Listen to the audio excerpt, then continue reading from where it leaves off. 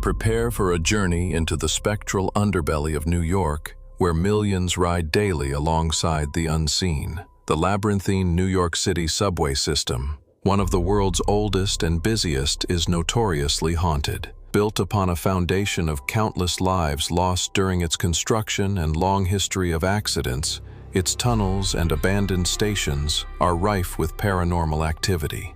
Commuters and transit workers alike report encountering ghostly figures on platforms and in desolate stretches of track, hearing disembodied voices echoing in the quiet, and even witnessing phantom trains rumble through the night, their presence a chilling reminder of those who never truly left the tracks. This story came from a guy named Lucas. He commuted in and out of Manhattan for 6 years, until one ride made him switch to buses permanently. I worked night shifts at a warehouse in Queens for a while. It wasn't glamorous, but it paid well, and I liked the hours. The only downside was the commute. 2 trains, usually alone, always late. That night, I caught the F train around 1:40 a.m. from Roosevelt Avenue, heading toward Manhattan. Bare platform, no announcements, just the low thunder of a train pulling in. When the doors opened, I stepped into a mostly empty car. But something was wrong immediately. The seats, they were bright blue. Soft fabric, not plastic. Old subway trains haven't used fabric in years, and these weren't even the same shape. They curved higher, like theater seats. The lights were a little dimmer too, yellowish. No ads above the windows, no digital maps, just blank panels and a faint smell of dust and something sweet, like old perfume. I figured it was just an older model I hadn't ridden before. There were maybe 6 or 7 people in the car, but none of them were moving. Not reading, not nodding off, not on their phones, just sitting perfectly still, staring forward. One guy had his eyes closed, but his hands were clenched tight on his knees. No one even glanced at me when I walked in. I moved to the middle and reached for one of the poles to steady myself. That's when I saw her. A woman, mid-30s maybe, dark jacket, hair pulled back tight, sitting 2 rows down, near the end of the car. She was looking right at me, eyes wide, not scared exactly, focused. I nodded slightly like a hey. She didn't respond. Instead, she mouthed something. At first I thought it was stop, so I asked, "What?" She repeated it, slower this time. "Don't sit." I stood frozen, my hand still on the pole. The train rumbled into motion. No announcements, no map screen lighting up, no conductor voice crackling through. Just silence. Except for the noise of the train itself, everything was dead silent. I didn't sit. Instead, I looked around again, every person in the car still not moving. Even when we passed through the next station, no one looked up. No doors opened, no lights flashed, just tunnel. I moved slowly toward the woman. "What's going on?" I asked quietly. She looked past me, shook her head slightly, then mouthed, "They notice when you move." The hairs on my neck stood up. "They?" I whispered. She didn't answer. Her eyes darted toward the far end of the car. I turned to look. There was someone new. I hadn't seen him when I got on. Tall, dressed in black. Wide shoulders, long arms. No visible face. Just the outline of a hood and the shine of something under it, like glass. He was standing, unlike everyone else, right by the conductor door. Not swaying, not gripping anything, just standing. I turned back to the woman. She was now looking down, motionless, like the rest of them. I wanted off that train. At the next stop, which again had no lights, no sound, nothing, I moved toward the doors. They didn't open. I hit the button. Nothing. Then the standing figure stepped forward, still not touching anything, just gliding. I backed up fast and nearly lost my footing. That's when the lights flickered. For just a split second, the reflection in the windows wasn't mine. It was of a full car, packed. but everyone was sitting, slumped. And I swear, every single one of them had my face. When the lights came back on, the figure was gone. The car was moving again.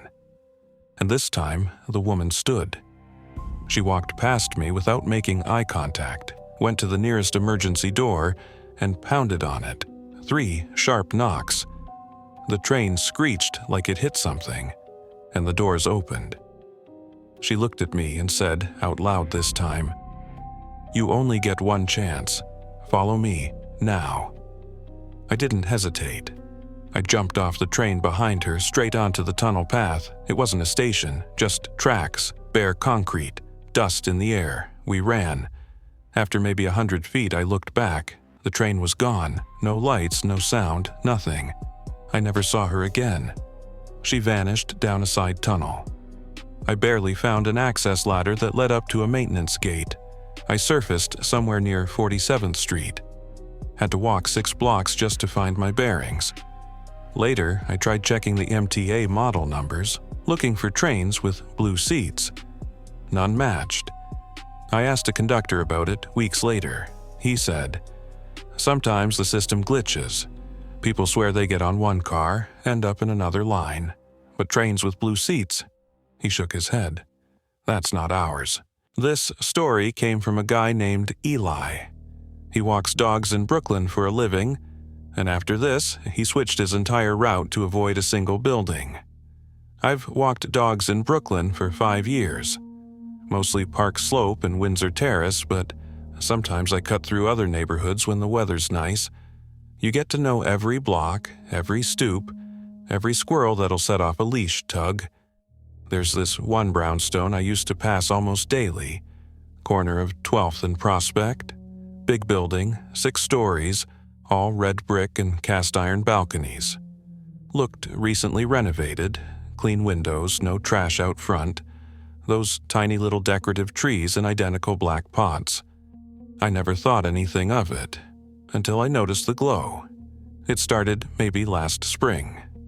Around dusk, I'd look up and see the rooftop glowing faintly.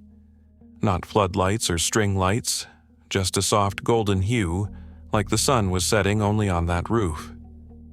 It didn't match the light anywhere else. Sometimes I'd see movement, a figure pacing or maybe standing still, just a silhouette, always alone. I figured it was one of those trendy rooftop gardens. People set them up to feel fancy, grow herbs they never use. But the weird part? There's no roof access listed on the building permits. I know this because I looked it up. Curiosity, boredom, whatever. The online listing for the property showed no deck, no garden, no rooftop unit at all. I asked a doorman across the street once if he knew anything about it. He just shrugged and said the place has been quiet for years. Tenants rotate in and out. Still, I kept seeing the glow, always at the same time. Between 7 p.m. and 7:20 p.m. Never earlier, never later, and always the same figure. One night, I brought my camera. I figured I'd zoom in, maybe see what kind of plants they had, something harmless. The lens picked up nothing. No light, no figure. Just a flat roof. I took the camera away from my face and looked with my own eyes. The light was still there. That's when it started to feel wrong. I began timing my walks to avoid passing that corner, but sometimes I'd forget, and if I looked, even for a second, I'd see it. Then one evening, I made the mistake of lingering. My last dog of the night had slowed to sniff a lamppost, and I glanced up. The glow was brighter than usual, and the figure. Closer to the edge, I squinted. It wasn't pacing anymore, it was pointing. At me. No slow arm raise, no question. Just standing still, one arm extended straight down in my direction. I looked behind me, thinking maybe someone else was being targeted, but I was the only one there. My dog, normally calm, started whining, pulling hard in the opposite direction. I didn't even finish the route. I called the owner and lied, said the dog had some stomach issue, went straight home and didn't sleep. The next day, I checked Google Earth's most recent satellite pass. The roof of that building? Flat, gravel, no plants, no lights, no figure. The glow wasn't there in any photos, not from Street View, not from any tourist pics I found online. But if you walked past at the right time, in person, it was always there. I told a friend who was into urban legends. She asked me to show her, so we walked past together that weekend just before sunset. Sure enough, the light came on. She stopped. "Whoa, it's like burning amber." Then she asked, "Who's that?" I didn't answer, because the figure had returned. But this time, it wasn't just standing, it waved, not at both of us, just at me, slow, deliberate. I said, "We need to go." But my friend was already raising her phone to take a video. Before she could hit record, every streetlight on that side of the block flickered and went out. Just that side, we ran. Later, she checked her phone. The camera app had crashed. The file didn't save. She doesn't walk with me anymore. Last week, I got curious again and walked past, keeping my head low. But something made me look up. The rooftop was empty. No glow, just stillness. I felt almost disappointed until I saw the reflection. In the window across the street where the sky should have been, there it was, the light, the garden, and the figure. Closer now. I don't know what's up there, but whatever it is, it doesn't want to be ignored. This story came from a woman named Delia. She lives in the Bronx. She says she's never booked a hotel north of the city, but something, somehow, booked one for her. About 2 months ago, I got a small envelope in the mail, no return address. Inside was a single plastic keycard, standard black magnetic strip, no logo, and a little folded slip of paper that just said, "Room 6, Quiet Pines Motel." I almost tossed it, thinking it was junk, but the envelope had my full name and apartment number handwritten on it. Not typed, not printed. Written carefully in black ink. So I looked it up. There was a Quiet Pines Motel. Small roadside place about 3 hours upstate near the Catskills. Nothing fancy, mostly for truckers and off-season hikers. I had no reservations, no plans to travel. But curiosity got to me. I figured maybe someone sent it as a weird invitation or prank. Maybe an old friend trying to be funny. That Saturday I drove up. The place was exactly what I expected. Low budget, brown shingles, faded vacancy sign. The office looked like it hadn't been updated since the 80s, but the guy at the desk was friendly in a spaced-out kind of way. I said, "Hi, I think I was sent a room key for room 6? He tilted his head, blinked slowly, then said, "If you have the key, it's yours." I asked, "You don't need ID?" He just smiled and slid the guest book across the counter. I looked. My name was already written there. Delia M. Checked in, 2:47 p.m. That was the exact time I walked through the door. I hadn't signed anything. He pointed to the row of rooms. 6 is second from the end. So I walked over. The moment I opened the door, my chest tightened. It looked exactly like my apartment. Not similar, not close, exact, same couch, same floor lamp, same crack in the paint above the window, AC. Even the same off-brand candle I got from a discount store 2 years ago. I stood in the doorway for a long time, not stepping inside. Then I noticed the differences. The framed photo of my family on the table, everyone's faces were slightly blurred, like the photo was taken mid-blink, or with just a little too much motion. My coffee table book on national parks. All the pages were blank, except the one with a photo of Mount Marcy. The mountain was circled in red ink. I've never been there. I checked the fridge. Same one I own. But inside were only 3 things: a bottle of expired milk, a slice of cake on a paper plate, and a sealed envelope taped to the inside wall. I opened it. Inside was a note. You left the window open. I turned around fast. There was a window, slightly open.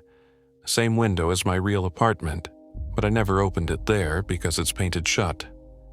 I stepped closer. Outside, instead of a parking lot or woods, it was just fog, white, endless, no ground, no horizon, just a thick wall of cloud pressed against the screen. I slammed it shut, then I heard it, thump, from the bathroom. The door was half open, lights off. I reached in and hit the switch.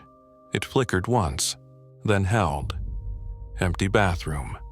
But written on the mirror in faint condensation was a new message. You weren't supposed to come. That's when I left. Didn't pack, didn't check out. Just walked back to my car, shaking. The front desk guy wasn't there anymore. No one was. I drove straight home. When I got back to my apartment, everything looked the same. I checked every corner, every drawer. But on my fridge, taped exactly where it had been in the motel, was the same envelope. Still sealed. Same handwriting. Same note inside. You left the window open. But this time, the window was locked. From the outside.